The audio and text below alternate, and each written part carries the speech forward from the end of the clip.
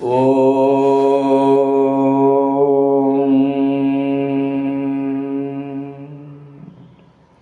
ஸ்ரீ குருப்யோ நமः.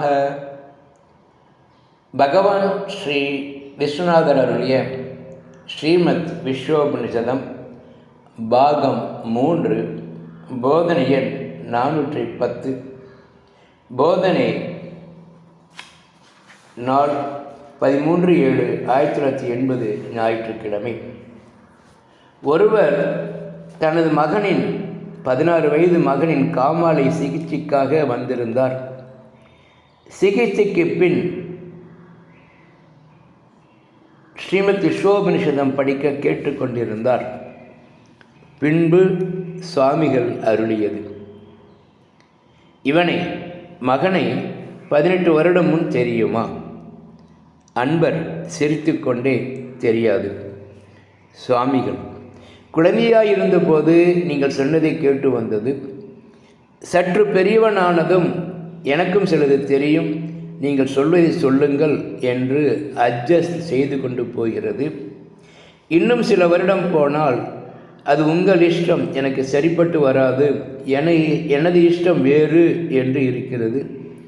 இப்படி தொடர்பு, பந்தம், ரிலேஷன் மாறி மாறி வருகிறது. நீங்களும் உங்கள் தகப்பனாரிடம் இப்படித்தான் இருந்திருப்பீர்கள். அப்படி பார்க்கும்போது ரிலேஷன் உண்மையல்ல, கற்பனை. ஏன்? மாறி மாறி வருவதால். 12 வயது ஜன்னி காய்ச்சல் வந்து இறந்துவிட்டது என்று ஆற்றங்கரைக்கு கொண்டு போய் விட்டது. ஆற்றில் வெள்ளம் வந்து அடித்து சென்றது. 4 வருடம் கழித்து புத்தி தெளிந்து வீடு திரும்பியது. தாய் தந்தை பேய், திருடன், சொத்தை பறிக்க வந்துள்ளது என்று துரத்திற்று. இப்படி நன்கு ஆராயும் போது எதுவும் கற்பனை. உண்மை வேறு, அடிப்படை வேறு என்று தெரியலாம். யுத்த காலம், கம்யூனிகேஷன் நின்று விட்டது. மகன் செத்துவிட்டதாக ஒருவன் பொய் வதந்தி சொன்னான்.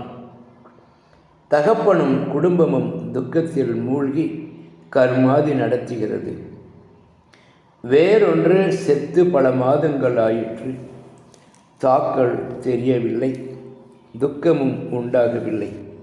மனமே, மனக்கற்பனையே சுக துக்கம். ஓம் சாந்தி சாந்தி சாந்தி.